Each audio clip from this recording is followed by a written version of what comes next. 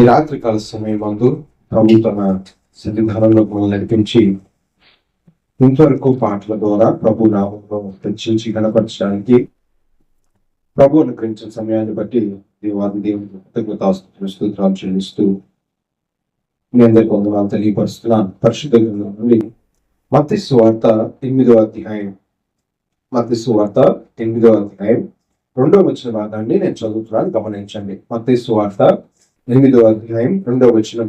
ఇదిగో కుష్ఠరోగి వచ్చి ఆయనకు మొక్కి, ప్రభువా నీకిష్టమైతే నన్ను శుద్ధినిగా చేయగలవనెను. అందుకు ఆయన చెయ్యి చాపి వాడిని ముట్టి, నాకిష్టమే, నీవు శుద్ధుడు కమ్మని చెప్పగా తక్షణమే వాని కుష్ఠరోగము శుద్ధి ఆయను. చిన్న ప్రార్థన చేసుకున్నాం. సర్వశక్తిమంతుడా, సర్వోన్నతుడా, జీవాధిపతి యేసయ్యా, మీ ఘనమైన నామానికి స్తుతులు నాయనా, స్తోత్రాలు చెల్లిస్తున్నాను ప్రభువా. ఇంతవరకు నాయనా మీరు యొక్క చాటును తండ్రి నన్ను మమ్మల్ని దాచి భద్రపరిచి రాత్రికాల సమయం యొక్క విజ్ఞాపన కూడికలోకి నాయన మీరు నన్ను మమ్మల్ని నడిపించారు. మీకు స్తోత్రాలు. మీ పాదాల యొద్ద కృపనిచ్చారు ప్రభువా. ఏ యోగ్యత లేని వారము, ఎందుకు పనికిరాని వారము ప్రభువా.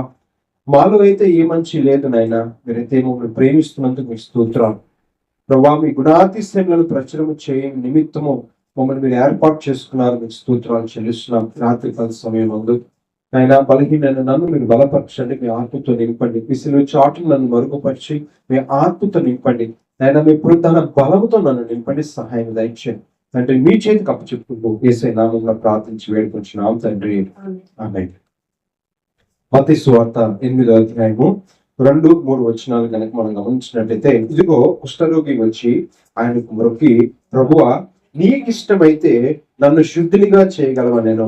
అందుకు ఆయన చెయ్యి చాపి ముట్టి, నాకిష్టమే, నీవు శుద్ధుడవు కమ్మని చెప్పగా తక్షణమే వాని కుష్ఠరోగము శుద్ధి ఆయను. ఇక్కడ ఒక మాట గమనించాలి మనం. కుష్ఠరోగి ఏమడుగుతున్నాడు? నీకిష్టమైతే. ప్రభు ఏమంటున్నాడు? నాకిష్టమే. చూడండి, ప్రభు ఎప్పుడు తృణీకరించేవాడు? ఇష్టపడే దేవుడు. మన దేవుడు ఎలాంటి వాడట? ఇష్టపడతాడు. నీలో కుష్ఠరోగం ఉన్నాయి, ఏ రోగం ఉన్నాయి, ఏదైనా అవని ప్రభు ఏం చేయడట? తోసివేయని దేవుడు. మరి అనేక మంది ఆ కుష్ఠరోగి వ్యాధి గల వాడిని తృణీకరించిన పరిస్థితి ఉంది. ఎందుకంటే ప్రతిదీ మనకి వాక్యమే ఆధారం. ఏది సొంత ఆలోచన కాదు, సొంత మాట కానే కాదు. రాజుల గ్రంథంలో మనం చూసినట్టయితే ఆహాబు కాలంలో గొప్ప కరువు వచ్చింది. దేశంలో గొప్ప కరువు వచ్చింది. అసలు ఎంత కఠినమైన పరిస్థితి ఉందంటే అంత కఠినమైన పరిస్థితి ఉంది. ఒకవైపు కరువు ఉంది, ఒకవైపు ఏమో యుద్ధం ఉంది. సిరియన్లు వచ్చి మరి ఇశ్రాయేలు దేశాన్ని చుట్టుముట్టారు. సిరియన్లు వచ్చి ఇశ్రాయేలు దేశాన్ని చుట్టుముట్టారు. బయటికి వెళ్ళలేని పరిస్థితి. బయటేమో శత్రు భయము, లోపలేమో కరువు భయం. మరి ఈ పరిస్థితుల్లో నలుగురు కుష్ఠరోగులు ఏమనుకున్నారు? రే, మనం ఎక్కడున్నా చచ్చిపోతాం, వాళ్ళు ఎక్కడున్నారు? ఊరి బయట ఉన్నారు. ఎందుకంటే కుష్టి వ్యాధి ఉన్న వారిని ఊరి లోపలికి రానిచ్చే వాళ్ళు కాదు. కుష్టి వ్యాధి ఉన్న వ్యక్తుల్ని వారు ఎలాంటి వారైనా సరే వారిని ఊరి లోపలికి మనుషుల మధ్యలో ఉండనిచ్చే వాళ్ళు కాదు, ఊరిలోకి రానిచ్చే వాళ్ళు. వెలివేసిన పరిస్థితే, ఊరి బయట ఉండాల్సిన పరిస్థితే వారు ఎలాంటి వారైనా. ఒక రాజుకు కూడా, రాజుల గ్రంథంలో రాయబడిన మాట, ఒక రాజుకు కూడా నుదుటి మీద కుష్టి వచ్చినప్పుడు అతన్ని తీసుకెళ్లి వెళ్ళి ఊరు బయట ఉంచారు. రాజు సైతము, అవునా? నయమాను కాదు, ఇశ్రాయేలు రాజే. ఇశ్రాయేలీల రాజుకే కుష్టి వ్యాధి వచ్చినప్పుడు ఆ కుష్టి వ్యాధి వచ్చిన రాజును కూడా తీసుకెళ్లి ఊరు బయటే ఉంచారు, నివాసం ఏర్పాటు చేసి. ఎందుకంటే కుష్టి వ్యాధి అనేది చాలా భయంకరమైన పరిస్థితి. అప్పుడు అపోహలు ఎక్కువ ఉండే, భయాలు ఎక్కువ ఉండే. కాబట్టి ఎవరైతే కుష్టి వ్యాధి ఉన్నవారో వారిని ఊరి లోపలికి రానిచ్చే వాళ్ళు, తృణీకరింపబడే పరిస్థితి, జనాలలో కలవనిచ్చే పరిస్థితి లేదు. ప్రభు అడుగుతున్నారు, ఆ కుష్టి వ్యాధి కలిగిన వ్యక్తి అడుగుతున్నాడు, ఆయన మ్రొక్కి ఏం చేశాడట? ప్రభువుకు మ్రొక్కి, అయ్యా నీకిష్టమైతే నన్ను శుద్ధిని చేయమని అంటారు. మనుషులు తృణీకరించారు. దేనిని బట్టి తృణీకరించారు? వ్యాధిని బట్టి తృణీకరించారు. అతనిలో ఉన్న బలహీన పరిస్థితిని బట్టి మనుషులు అతన్ని తృణీకరించారు. ఎవరైనా దగ్గరికి చేర్చుకున్నారా? ఎవరైనా ఆశ్రయం ఇచ్చారా? మరి నలుగురు కుష్ఠరోగులు వారు అనుకున్నారు, మనం ఊర్లోకి వెళ్తే చంపేస్తారు, ఇశ్రాయేలు దేశంలోకి వెళ్తే చంపేస్తారు, ఉన్న రోగాన్ని బట్టి చంపేస్తారు. పోనీ ఇక్కడ ఉంటే కరువుతో చచ్చిపోతాం, ఆకలితో చచ్చిపోతాం. కాబట్టి చనిపోవటం అనేది ఖాయం. కరువుతో అయినా చచ్చిపోతాం, ఊరు లోపలికి వెళ్తే చచ్చిపోతాం. చనిపోవటం అనేది ఖాయం. కాబట్టి ఊర్లో ఏమో కరువు ఉంది, కాబట్టి ఊర్లోకి వెళ్ళి చచ్చిపోయే బదులు సిరియన్ల దండిలోకి వెళ్దాం, సిరియన్ల దండిలోకి వెళ్దాం, అక్కడ ఏదైనా ఆహారం దొరికిద్దని చెప్పుకొని ఆ 4 కుష్టి వ్యాధి గల వారు ఏం చేశారు? సిరియన్ల దండిలోకి వెళ్ళారు. అక్కడ దేవుడు గొప్ప కార్యం చేశాడు ఆ 4 కుష్టి వ్యాధి వారి ద్వారా. ఎందుకు ఆ మాటలు మీకు జ్ఞాపకం చేశానంటే, కుష్టి వ్యాధి ఉన్న వాళ్ళు ఎవరు రాని దగ్గరికి చేర్చుకోరు. మరి కుష్టి వ్యాధి కంటే ఘోరమైన రోగం ఉంది, పాప రోగం. కుష్టి వ్యాధితోనే ఉంటే వాళ్ళని ఎవరు దరి చేర్చుకోలేందే, మరి పాపం ఉన్న మనల్ని దేవుడు చూడండి, మనలో ఏదైనా ఒక బలహీనత ఉందనుకోండి, దరి చేర్చుకుంటామా? ఏదైనా ఒక బలహీనత, వ్యసనము, ఏదైనా ఒక వ్యసనం ఉందంటే మనల్ని ఎంత చికాకు పడతారు మనల్ని చూస్తే, అవునా? భర్తకి ఏదైనా తాగుడు రోగం ఉందనుకుందాం, ఏదైనా ఒక వ్యసనం ఉందనుకుందాం, ఎవరైనా లెక్క చేస్తారా? భార్య లెక్క చేస్తుందా? పిల్లలు లెక్క చేస్తారా? గౌరవిస్తారా? దగ్గరికి చేర్చుకుంటారా? ఏదైనా ఒక లోపం మనుషుల్లో ఉంటే ఎవరు అతన్ని ఆశ్రయం ఇవ్వరు, గౌరవించరు, తృణీకరింపబడిన పరిస్థితి. కానీ ప్రభు అంటున్నారు, నాకు ఇష్టమే.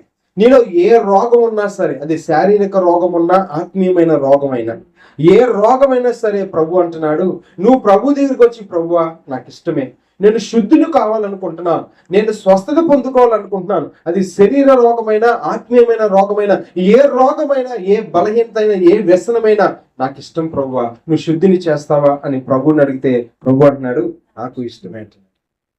ప్రభు ఏమంటున్నాడు? అది ఏదైనా నాకు ఇష్టమే. నువ్వు ఇష్టపడితే దేవుడు కూడా నిన్ను స్వస్థపరచడానికి దేవుడు కూడా ఇష్టపడుతున్నాడు. ఆ వ్యాధిగ్రస్తుడు అంటున్నాడు, నీకు ఇష్టమైతే నన్ను శుద్ధిని చేయి.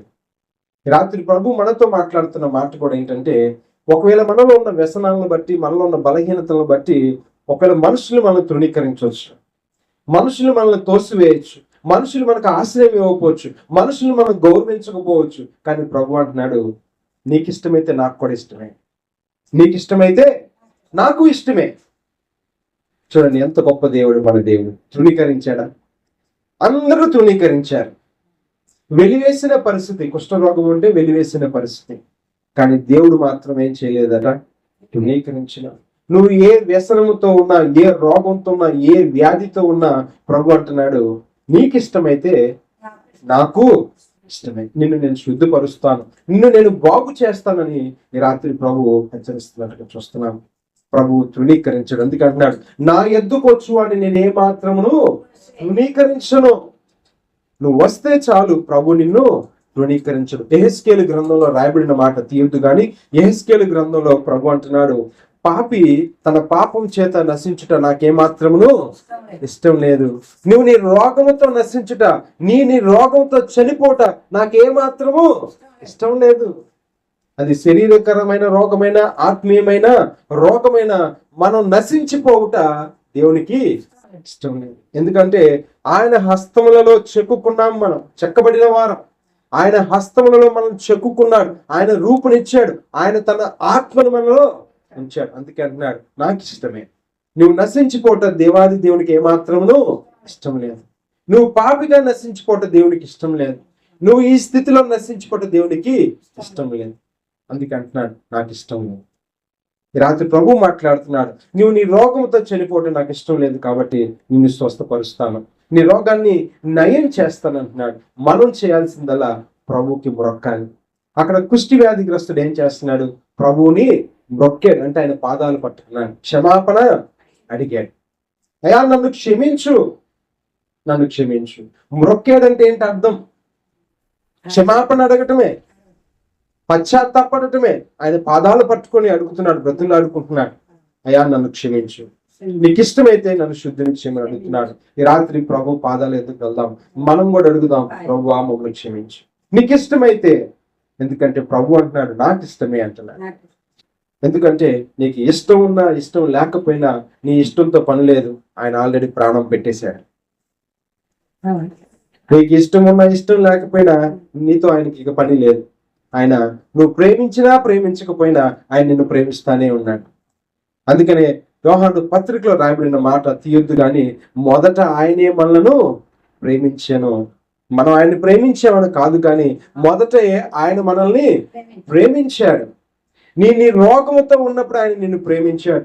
నీ వ్యసనాలతో ఉన్నప్పుడే ఆయన నిన్ను ప్రేమించాడు. ఆయన అంటున్నాడు నాకు ఇష్టమే. మరి నీకు ఇష్టమేనా? ప్రభు పాదాలు ఎద్దుకు వస్తే ప్రభు అంటున్నాడు నాకు ఇష్టమే అంటున్నాడు. రాత్రి ఎవరైతే మనం ఇష్టపడతామో ఆయన అంటున్నాడు నాకు ఇష్టమే. నేను శుద్ధిని చేయట నాకు కూడా ఇష్టమే. ఎందుకంటే నువ్వు నశించిపోవడం నాకు ఇష్టము. ఎవడును నశింపవలనని ఇచ్చయింపక అందరూ అంతటా మారు మనసు పొందవలని ఆయన ఇష్టపడుతున్నాడట. ఆయన ఇష్టం ఏంటట? పాపముతో నీవు నేను చనిపోకూడదని, ఈ ఆత్మీయమైన రోగముతో నీవు నేను చనిపోకూడదని చెప్పి ఆయన ఇంకా ఆలస్యం చేస్తున్నాడు. ఆయన ఇంకా ఆ యొక్క సమయాన్ని మనకి అనుగ్రహిస్తున్నాడు. అందుకే ఇదిగో 100 గొర్రెలలో 1 గొర్రె తప్పిపోతే ఆయన ఇష్టపడలా, పోతే పోయిందిలే ఇష్టపడ్డా. మనుషులుగా మనం ఏమనుకుంటాం? పోతే పోయిందిలే అనుకుంటాం. పోతే పోయాడు.